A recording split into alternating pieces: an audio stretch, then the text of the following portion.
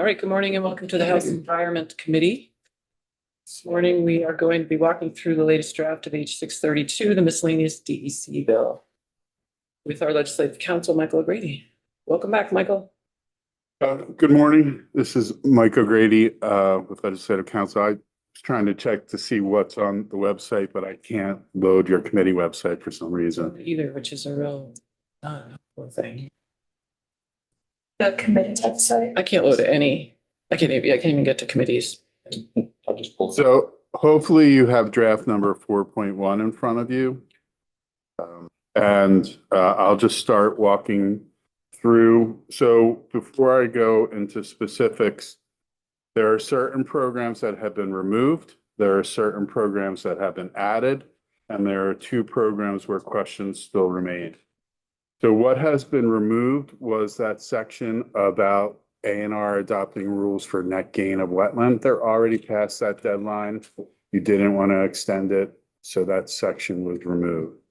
There was also those sections that were amending the stream alt statutes related to the threshold for permitting, moving from a basically any movement of 10 cubic yards in a water course to a movement in a water course that drained 0.5 square miles. That was removed, and I'll talk about what replaced that in a minute. And then the stormwater impact fees and the A&R proposal to waive them, that was removed. That was removed a while ago. But then what was added was the proposal for an ecological restoration general permit in order to combine several criteria from several permits into one permit for more expeditious dam removal or similar projects. Also, what was added was excluding fire extinguishers from the hazardous household products EPR program, only if those manufacturers are already running a program for the collection of waste extinguishers. And then there's that language that you asked for having in the municipal prohibition on burning and disposal of waste, also having you have to have a certified solid waste hauler in order to transport waste motor vehicle tires. That was in H204 yesterday. It was something that Matt said is recommended regardless of if you do the EPR for tires. Then the questions that remain are the emissions repair program. I know the House Transportation Committee looked at it. I think they had similar questions and doubts about it that you did. I don't know if they're giving you a official recommendation or not. They did send us an email with, I think, recommendations. From the chair, or do you know who it came from? Thought it came from the person who was implementing the program. Oh, that was just committee note. Okay. Yeah, I don't remember getting anything from transportation. No, it wasn't from transportation. It was a committee note from the person who administers the program. Right. Yes. Right. Yes. Answering our questions and giving some more information.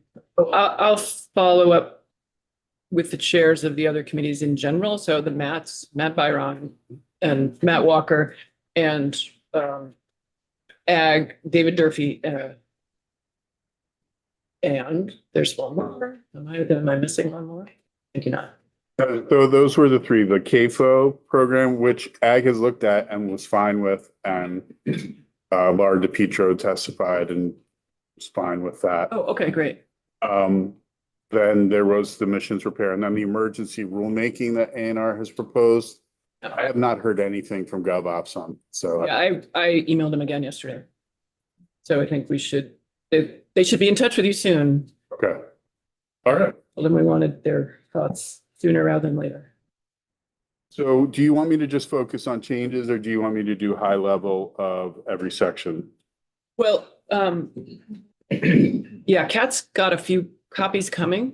I don't know, because are folks able to pull it up on the webpage? Mhm. That's something of mine. I need to sit down and start over. Mine's working now. So Yeah, but when you do high level, just a sentence about what it is Okay, and then detail on the changes. okay. Thanks. Sure. So section one, high level, the battery assessment report on how to collect and dispose of problem batteries like EV batteries. That remains unchanged. The battery program wants to take over and they'll get an extra year to do that. The fuel storage tank, section two, improving the ability of ANR to tag Cat 1 underground storage tanks, that remains unchanged. The Healthy Home Initiative, making clear that the information submitted by applicants for that federal ARPA program is confidential. That remains unchanged. In the section 4, in the flood safety, this is where river development rules, reporting, education, et cetera, is. There is one change in this section, and it is on page 4, and it relates to the report. It had previously said on or before January 15, 2027, and you want that annually until the permitting of development is completed. So that was the change there. Page 5 in the mapped river corridor rules, the date for the deadline for issuing permits, I just want to note it, it's July 15th, 2028 in section 5.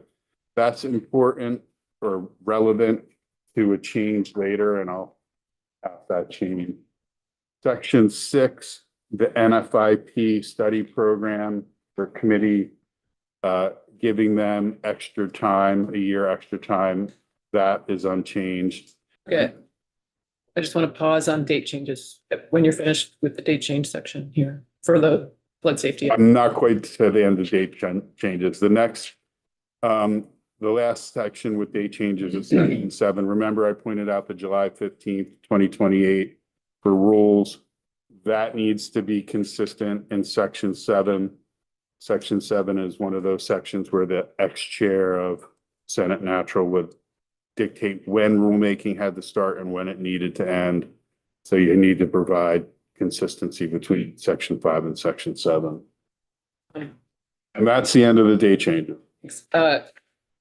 We've had a fair amount of testimony discussion on this, and I just want to be sure that I want to check in where our folks are on these requested extensions.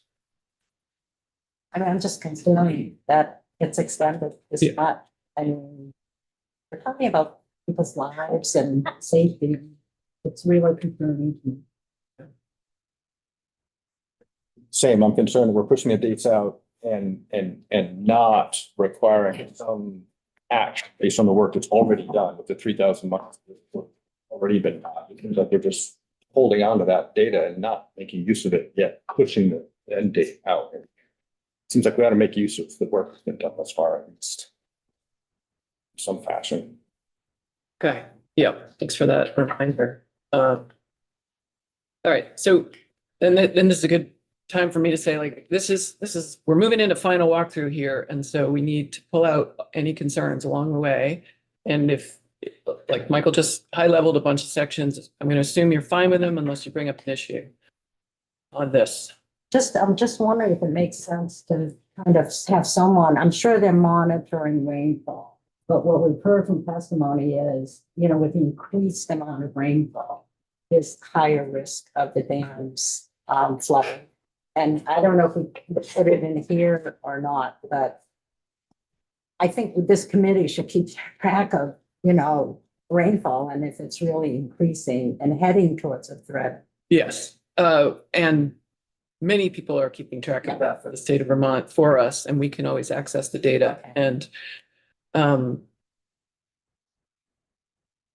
so we'll circle back with DEC on what they're doing with the already mapped river corridors and what the options are there. Okay, great. So moving on, you're on page 7, line 12. Sections 8 and 9 relate to the clean water service providers and providing uniformity in their notice requirements. They'll provide notice to the public in a comment period of not less than 30 days. That's unchanged, and that takes you to page 10. And section 10, line 14. This is the session law that replaces the stream alteration statutory changes. So this is the 1 year allowance for a 0.5 threshold for a stream alt permit. And during that 1 year, you will see on page 11, line 3, section 11, A&R is going to develop and report back to you effectively a science-based standard for stream alteration that could be scalable depending on the size of the water or the size of the alteration. And what makes sense scientifically to permit as opposed to just a default amount and a default watershed. That's great. Can we walk through that? Sure. On report, January 15, 2027, they submit to you, the General Assembly, a recommended permitting threshold for stream alt water courses of the state that is based on the ecological effect, volume, size of a watershed, or amount of in-stream material moved, will be based on scientific evidence that includes an assessment whether the permitting standard should be scaled to address the relative impacts of the alteration on a water course, including whether the standard should be adjustable based on the degree of impact that an alteration would have, such as whether smaller alteration should be permitted in smaller water course, but not in a larger water course. What? Whether the type or volume of material moved that would trigger the permitting standard would be subject to different standards based on the effect that the material or volume would have. Yeah, so in number 1 up there, the permitting standard.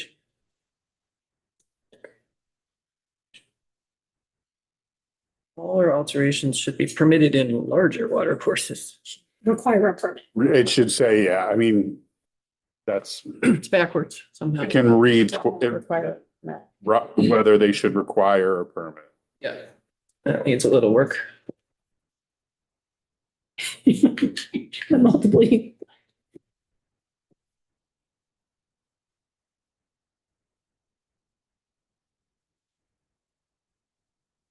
Right, yeah, Representative Norris. I think you skip past the previous paragraph. There were a whole bunch of yellow at the beginning of section 10. Could you walk us through? I didn't walk through 10, so Yeah. 10, Can I actually, just 1 second, Kat's got hard copies for folks who would like them.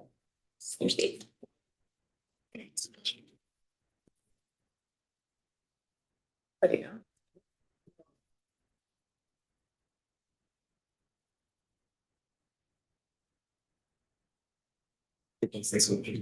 Yep.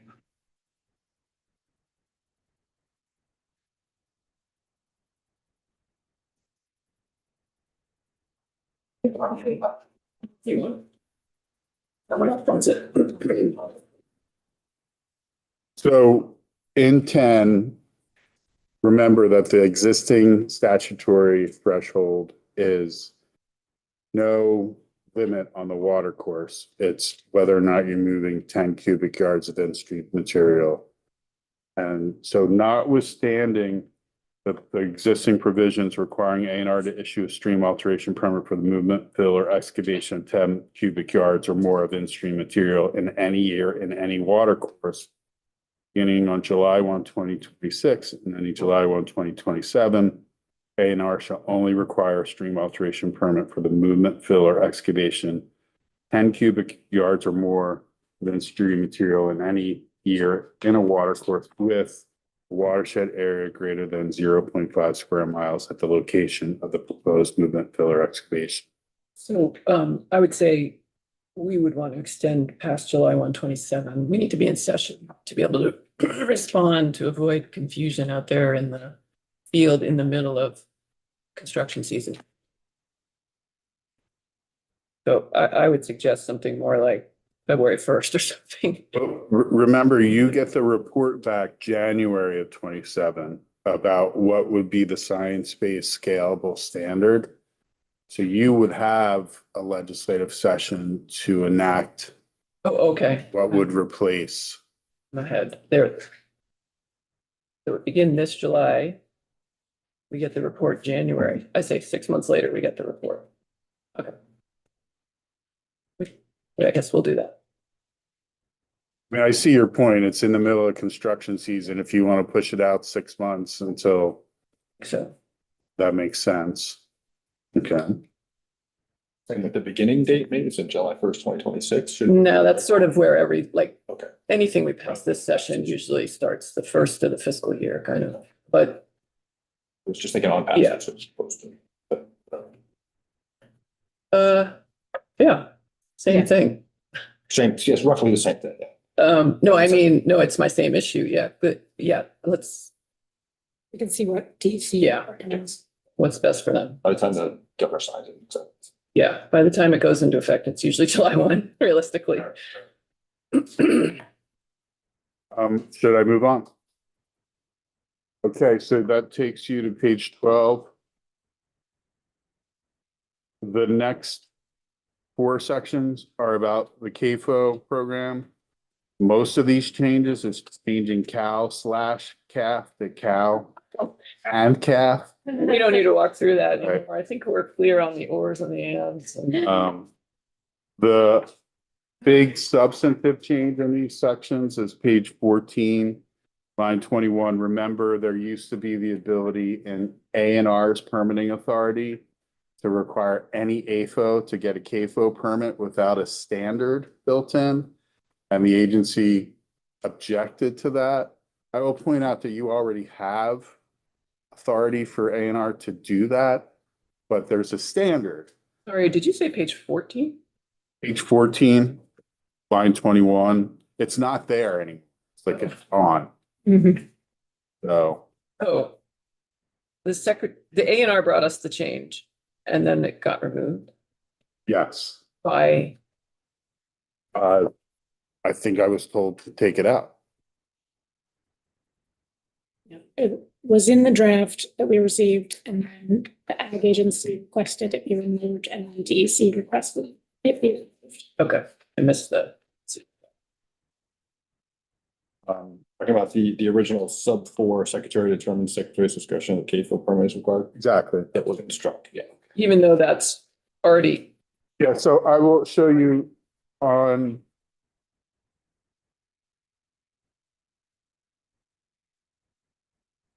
page 22, going on to page 23. This is still A&R's authority.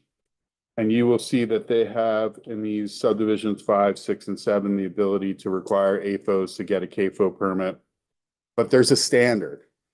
Because under the Clean Water Act, they have to either be actually discharging, or they have to be determined to be a significant cause of contributor of pollutants to a water.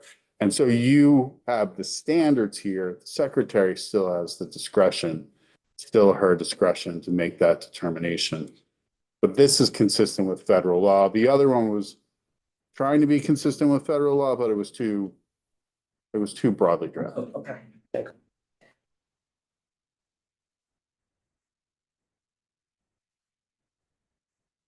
And then, so if you don't want to focus on cow and calves, and we just went through the permitting discretion, I think you can skip to page 25, section 17. This is A&R's enforcement authority.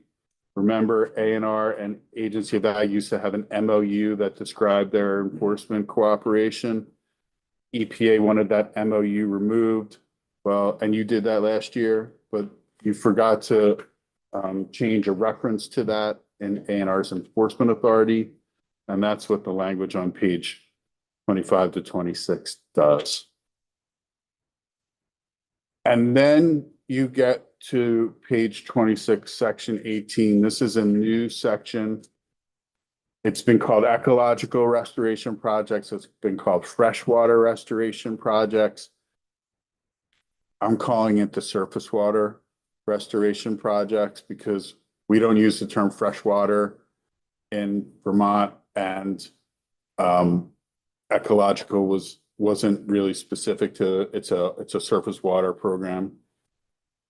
So what it does is page 26, line 8 through 11. It's going to focus on ecological restoration projects in surface waters. And what's ecological restoration? It's the process of assisting in the recovery of the structure and function of the natural condition of a surface water following negative impacts through human action such as development, including infrastructure and altering rivers and floodplains. And there's a reference definition of dam removal. This is not the same definition of dam removal that's in the dam chapter. This is broader and specifically when it references dam failure related inundation below the dam and channel instability upstream of the dam. That's not necessarily in the definition of dam failure in the dam chapter. But this is effectively what these projects will focus on, this dam removal, and whether or not it will improve inundation risks or channel instability upstream. Surface water is one of the definitions of surface water that's used elsewhere in statute, effectively meaning everything. And then page 27, you will see a directive to A&R on or before December 1, 2027 to adopt a general permit by rule for ecological restoration projects for surface waters of the state. The goal of that general permit is to increase flood resilience, improve water quality, and increase biodiversity through natural resources restoration practices, including dam removal, culvert replacement, berm removal, and floodplain restoration. In developing that general permit, the secretary shall consider whether all or some of the criteria and multiple other permits are incorporated under this general permit. So effectively streamlining the multiple permits that you might need for a dam removal or a culvert replacement under one general permit.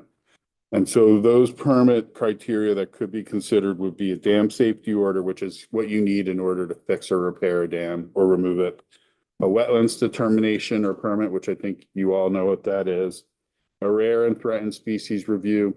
So there's different standards and permits for T&E actions, but one of those is when you're going to be doing a project in a water, there has to be a review of its impact on T&E species. So that will be potentially included in the general permit.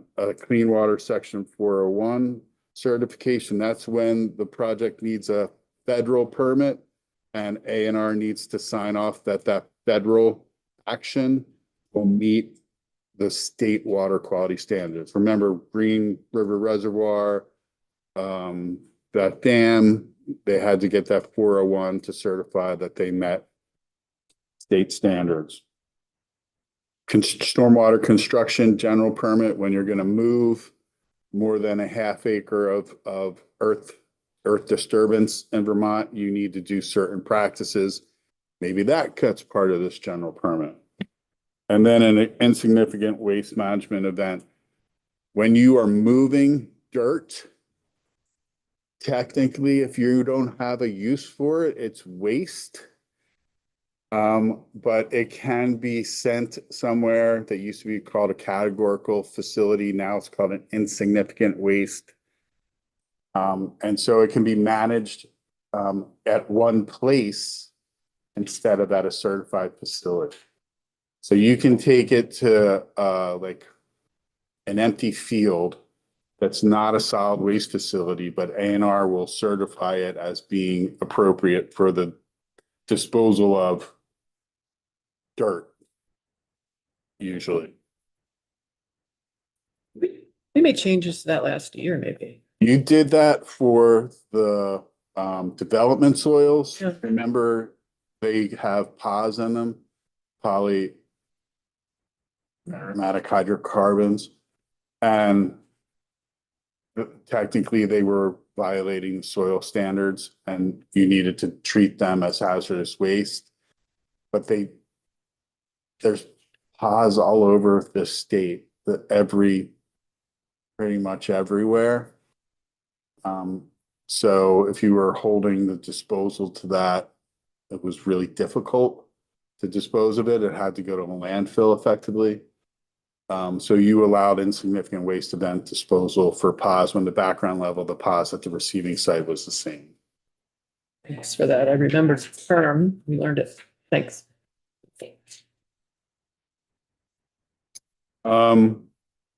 Representative Austin. Yeah, I just have a couple of questions. On line 10, where it says human actions, Yeah, what page? we're on page 26. Yeah, yeah. I'm just wondering if we need to remove human. Because I do wonder if AI, honestly, I wonder with AI, if, it's gonna not, I mean, human and or something, current technology or something. If I'm going into the, there, but surface water, I think of water on the surface. Is that, you're talking about all the water, right? So surface to me means like a certain depth, like 6 feet or 30 feet as surface water. So, This is because you represent Colchester and you're on Lake Champlain. right.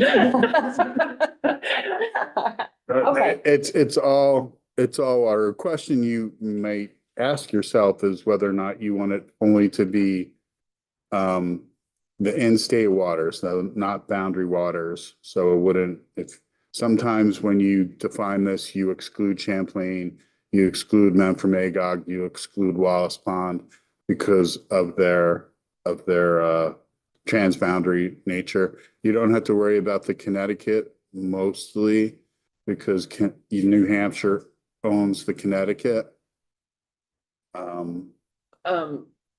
Let's follow that thread for a minute. Representative Austin, I struggled with the word negative because it felt subjective to me, and I wanted to just think about it a little bit more, like the human part. I guess I feel like Left from the bottom.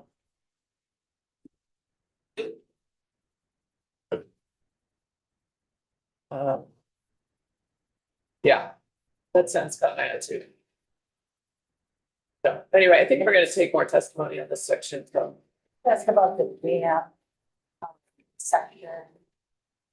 My understanding is that dam owners can do whatever they want with their dams, whether they want to repair them or not. Is that inaccurate, or can the state come in and say your dam that could flood and kill thousands of people, you have to do something? So there's authority in the dam chapter for an unsafe dam order. Yep. That the state can require action to be taken to repair a dam that proposes risk of failure or breach. And so that there is that authority. Okay, great, thank you. Representative Sackowitz. Yeah, while we're talking about definitions here, I'm in the dam removal definition. I'm wondering, we have dams that people would like to remove that aren't at risk of inundation or channel instability, right? There could be other just purely like biological reasons or aesthetic reasons even for wanting to remove a dam. And so we'd still want to have them be able to. I would recommend talking to the advocates or the DEC scientists about that, about whether or not every dam creates some in-stream instability upstream. I don't know. I'm not a scientist. And I didn't draft this language. Well, I did, but it wasn't originally drafted by me.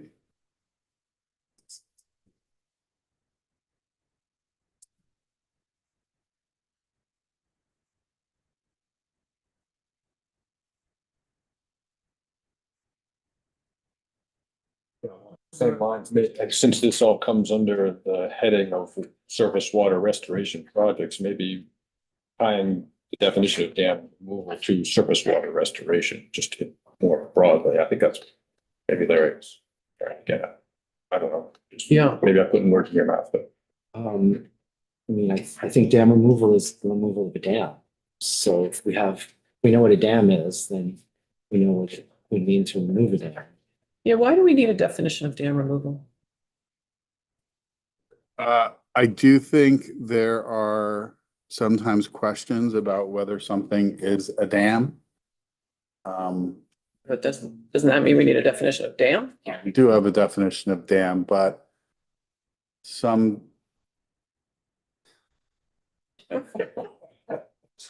dams aren't dams.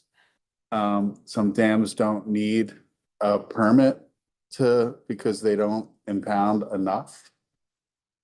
And so my favorite are the golf course dams.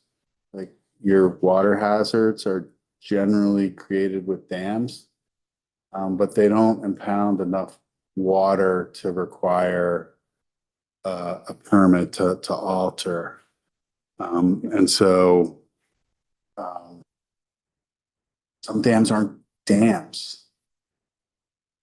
Yeah, but then they wouldn't be part of this anyway. Well, right, potentially, yeah. I think this section really is about streamlining permitting for a dam removal. Because dam removals are involve a lot. They involve streamwater, they involve water quality, they involve T&E analysis, they involve moving the material that you dredge from the water course. I mean, they involve a lot. And can you streamline that into one process that doesn't require 10 permits? Yes. Or 10 definitions. But so we're just noodling on them a little bit. I appreciate that summary. Let's keep going. So on page 27, line 17, this is also a new section under the surface water restoration projects.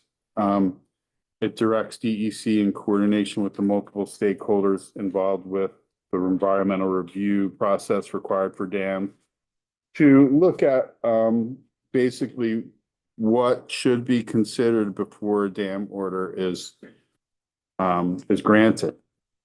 So there's the unsafe dam order. That is, there's a risk of failure, there's a risk of harm. But then there's another dam order section where you apply to build a dam, repair a dam, pretty much renovation, anything that you're going to do to a dam that's not an unsafe dam order.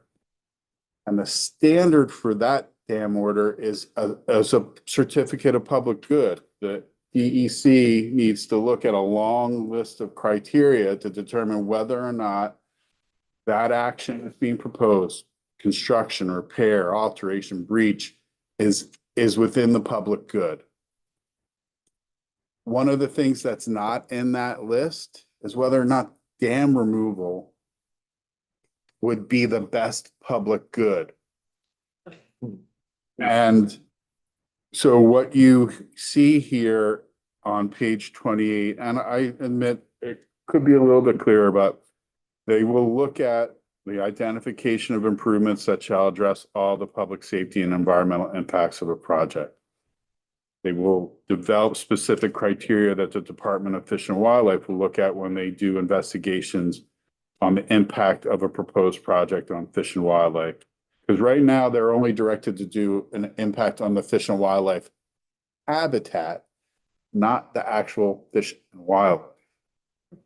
And then they will be directed to determine whether the greatest benefit to the people of the state shall include ecological restoration and effectively removal. This is really what this last section is about, is whether or not removal, if not transparent that what it's about, but that's really what it's about.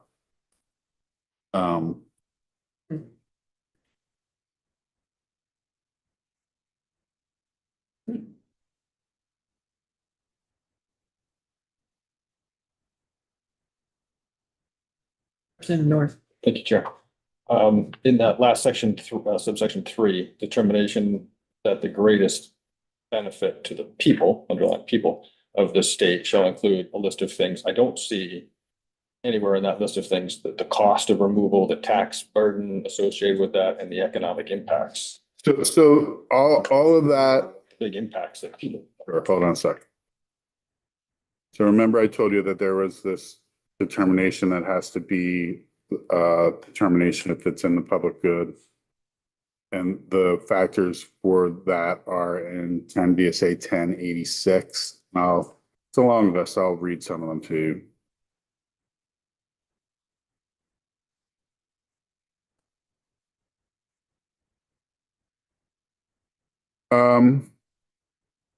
It includes the effect the proposed project will have on fish and wildlife, on forest, the existing uses of the water, whether it will create any hazard to navigation, fishing, swimming, or public uses, the creation of any public benefits, attainment of water quality standards, any applicable state, regional, or municipal plans, its effect on the municipal grand list and revenues. And in the case of the proposed removal of a dam, whether it was incident to the generation of electric energy. So it doesn't have a specific cost other than the effect on the grand list and municipal revenue. Some economic impact, tax burden, cost of removal, that kind of thing, so the list there of, You could do whatever you like. not usually, but. I try. In my experience. The committee, I mean, the committee. Yeah, I think.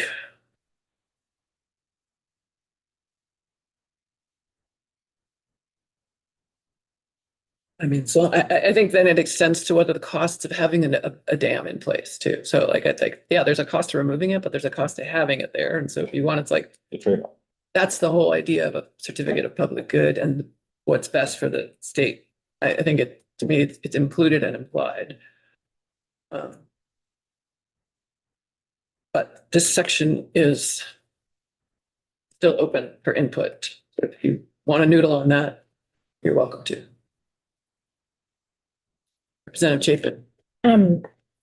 It's my understanding that you sort of received a lot of this language and put it in here for this section also. So I guess I'm curious about your opinion, whether this particular section, dam order review, what are the pros and cons to having it in this format versus just amending the list you just read us and adding to that list the considerations around removal? Well, this list and this process doesn't contemplate the streamlining of all the different permits and criteria into one review or one general permit. So I understand the logic of that. That to me makes sense. If you want dam removal and potentially the cost, both pro and negative, to be considered as part of a dam order or underneath the new general permit, I would just specifically say that this gets you lost a little bit in that language, in my opinion. And if you just want to say dam removal, culvert replacement, etc., floodplain restoration shall be considered for their benefit and public good in a determination, I think that's a little clearer. I think we'll vote for clearer and appreciate your edits to this section to help us find clarity. You would keep it in this section, but you would just make it clearer. Or you cross-reference the two of them back and forth so that they're linked. Yeah. So we'll look to you for guidance on that. Okay.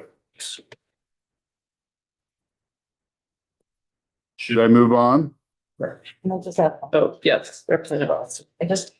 I'm just assuming if a dam is unsafe, it doesn't matter how much, to me, it costs to repair it or whatever needs to be done, that will supersede, anything, whether the municipality wants it or not. or whether the municipality has to pay for it or not.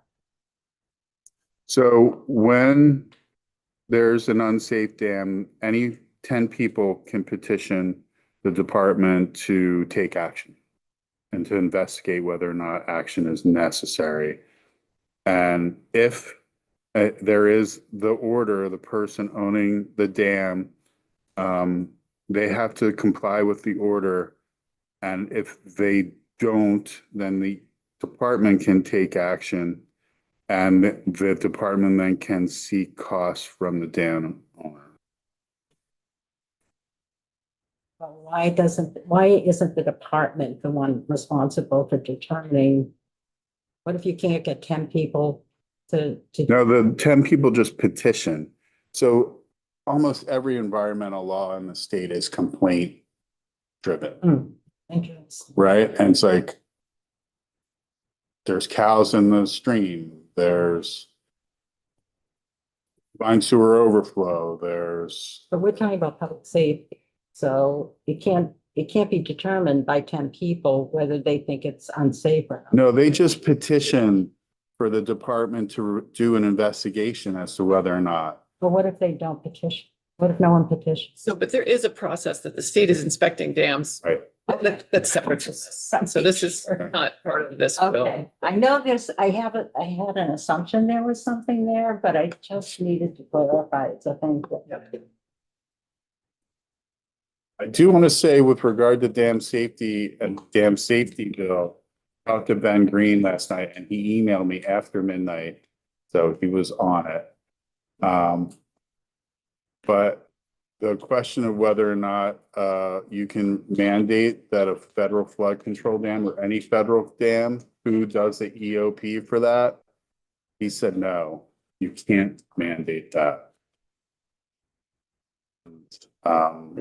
Because the feds control that. So Chapin, But I'm lost with even the question because dam owners, we're giving them no responsibility over EOPs. EOPs are the downstream municipalities. So we can totally mandate that downstream municipalities and state government an EOP for what if. But let's talk about this later. Okay. Like a fundamental flaw to me, the question.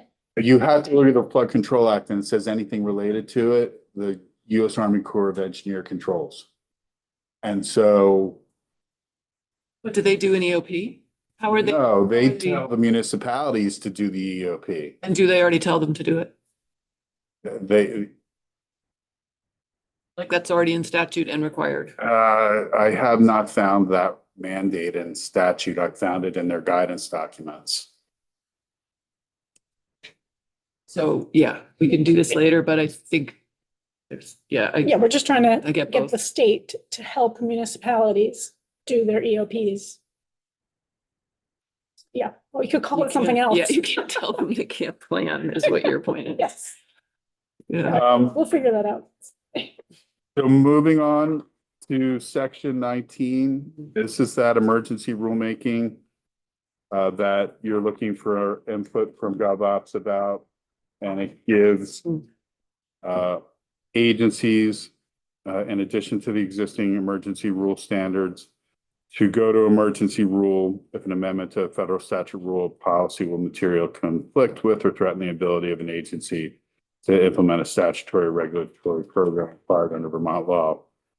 So that you're unchanged, you're waiting for GovOps to give you input on. Page 31, line 7, this is a new section. This is the section that excludes from the Household Hazardous Products EPR program. You will see on page 32, line 8, single-use and rechargeable handheld fire extinguishers when the manufacturers or their representatives collect the extinguishers from municipal household hazardous waste collection program. So effectively, if there's already a manufacturer-run EPR program for those single-use rechargeable extinguishers, then they're not going to be covered by the program.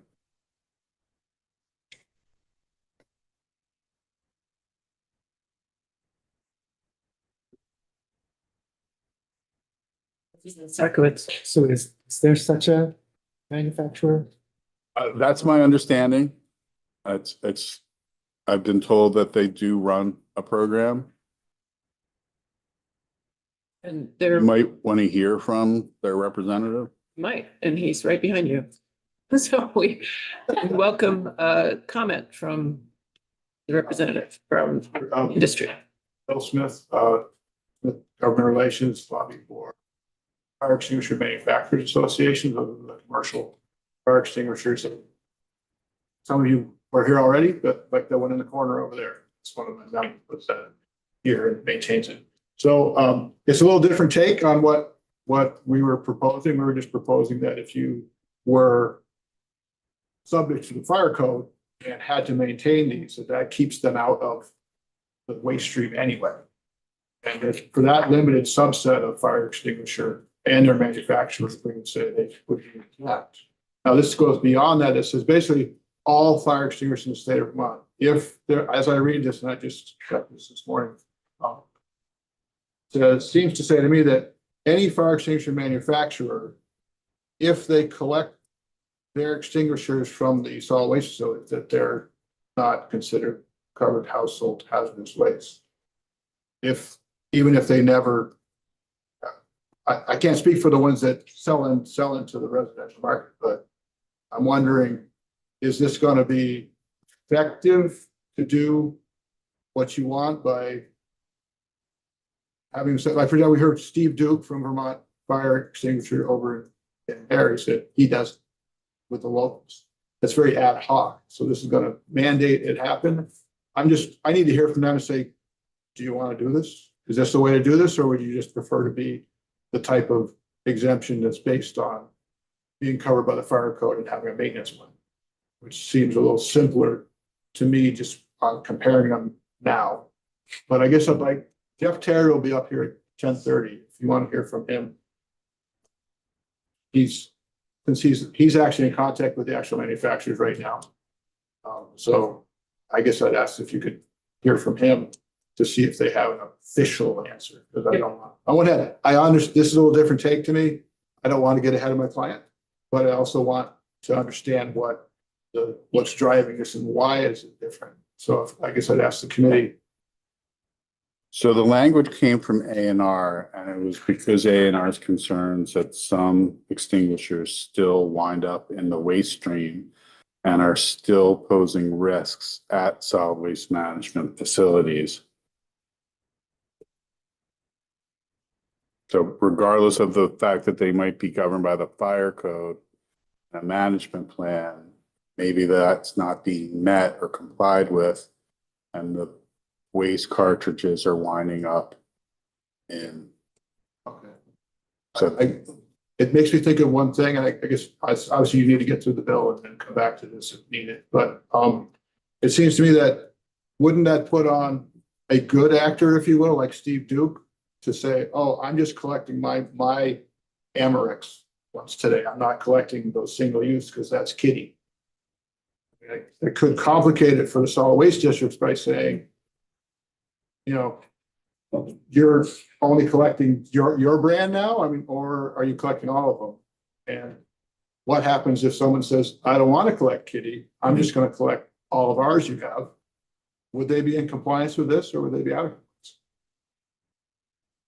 Well, I'm not the enforcer, so you'd have to talk to A&R about that situation. But I would think if the program, if the manufacturer is not running any program, then it would be subject to the overall household hazardous. Okay, so having to product. document that program with A&R would Yeah. be a requirement generated by A&R by rule. They could do it by rule. They have rulemaking authority for that program. They also have the ability to interpret and issue guidance if appropriate. I think that this represents like A&R is trying to meet the reality of what's happening with some of these, but also their reality of finding them in the waste stream. They are in the waste stream. So I appreciate your client's perspective on it, and I'm sure they take most of them back, but somehow we got a problem that they're showing up and they're dangerous, they're hazardous for the people who have to handle them. And so somewhere in here, we'll find a path forward, I suspect. And yeah, look forward to hearing from both A&R on this and your client. Is there a timeline for hearing about this? Have you talked generally about post-op testimony on the bill in general or on this issue? This issue is still open and looking to close the bill as soon as possible, but we do have some yellow sections we're still talking through, and this is one of them. Yeah, thank you. Yes. Appreciate it. Thank you. Thanks, Mike. Moving on, the next section, section 22, that's that section you discussed with Matt yesterday. It's in that municipal prohibition on management of waste that you're adding on page 34, that a person shall not transfer possession of a waste tire to an unlicensed solid waste hauler for disposal. And violation of this shall be a violation of subsection A. Why is this here in municipal law? It's because that's what the General Assembly, you've given municipalities the ability to do a lot of their own enforcement over solid waste issues, like burning of waste, roadside disposal, things of that nature. And so to follow that same format, you're putting it here. So a municipality, if they found someone that's collecting tires from someone and they're not a licensed solid waste hauler, the municipality could bring a civil violation against that person. It's just like for burning trash or throwing trash, or you even got the snowmobile trash in here and the water vessel trash. So this is how the trash enforcement is done. Yep.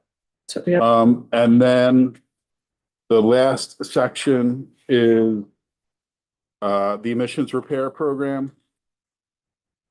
I was not in House Transportation when they took testimony.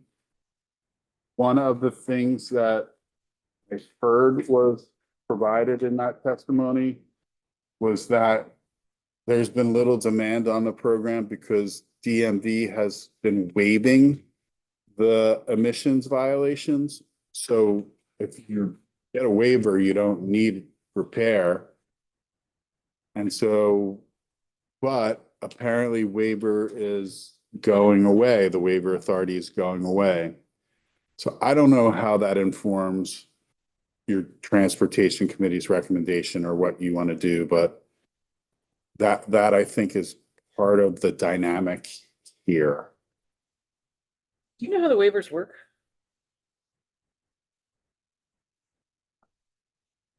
I would recommend you talk to Damian Leonard. I don't want to speak out of turn. I don't think it's a vigorous process. Is it like person by person, or is it categorical? Is it? I Got it. refer to Damian. Representative JP. So this is more of a comment. So what I'm hearing is hypothetically, if there's been waivers for a number of years, we might actually have a huge need for this program relatively soon if waivers are going away. Are waivers going away? Here's a question for you. Are waivers going away because of some statute or like is that something? I don't know exactly why the waivers are going away. I do know that they don't necessarily know how many waivers they've issued. How do I get a waiver? You know, if the waivers were relative to income level? I don't know. Wow. Thanks. Maybe something here that we don't want to, we want to leave to the transportation committee. Damian was there for the testimony. He does inspections, to talk to you about. Get Damien, please. Thank you. This afternoon. Okay, great. Are we, I will say, it did seem that if we keep the program, we would like to hear, and I know Neil's up next, maybe he has thoughts on how to improve it so that money gets out for the purpose it was allocated for in a more streamlined fashion. So did you read this note from Air Quality and Climate Division, Did not. Deidre? Good, sir. So it might answer some of these questions. Okay, great. Want me to send it to you? Sure. Okay. All right, thank you, Michael. We're going to take a 5-minute break and then